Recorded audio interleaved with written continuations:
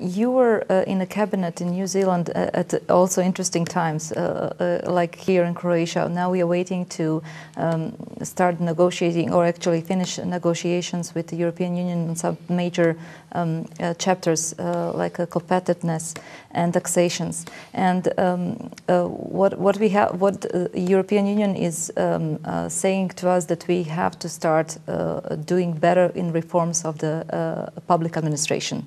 Right. And this is right in your field. What did you do really in New Zealand? How did you change the public administration in New Zealand? Well, during that period of time between 1984 and 94, where the New Zealand economy had gone through a long period of very slow growth, high levels of unemployment, around 11%. 12%, yes, I saw that. We needed to do something if we were going to become competitive again. One of the problems was that our government sector just took far too much of GDP. Governments don't really create wealth, they consume it. Yes. But they can create the climate for wealth creation to occur. So if you can push more of that activity back into the private sector, where entrepreneurs turn it into prosperity, then you'll do better.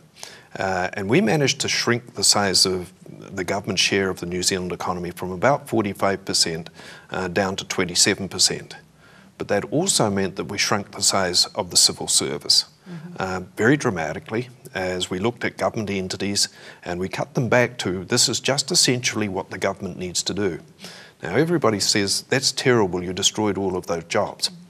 The answer is no, we didn't, because we went from 12% unemployment to 3% unemployment. How did the unions react? I mean, this is a big thing. Well, naturally they're going to be unhappy, but what they could actually see, the union movement, the better leadership in the union movement, was that the circumstances were getting worse year by year. So putting in place blockages wasn't going to actually create new jobs, and gradually we were going to lose the old jobs. So change had to occur, and they also accepted that if we could change in such a way that employment growth was better, then wages in terms of employment would be better for them as well. It's hard to get better wages and better employment when there's a big queue of people out there waiting for the existing jobs. When there's full employment, then unions do much better at negotiating better wages and conditions. Can you give us some more examples of some of the ministries I was reading about? Yes, well, you know, sometimes part of it is really saying, should the taxpayer pay these costs, or should the user or consumer pay the costs? And in some cases, the taxpayers have got loaded with costs that really shouldn't be theirs.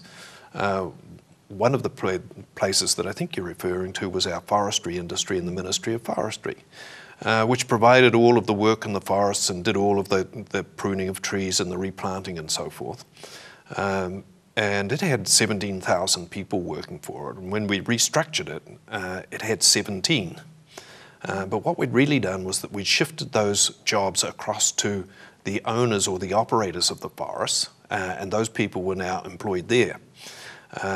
Naturally, they're upset about their job with the government occurring, but as I went round and visited some of the same people who used to work for the Ministry of Forestry, who were now working for the new owners in the forests, their take-home pay had gone up by about 25 to 30%. They had hourly rates that were much better, and they had terms and conditions of employment that were much better.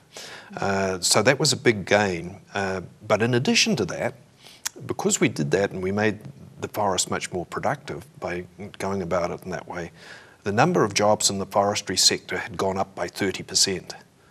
So we didn't actually destroy jobs, we increased them. And that's one of the things that's difficult for people to see, that by taking away jobs that have low value, you often create the opportunity for jobs of high value, which means more in total.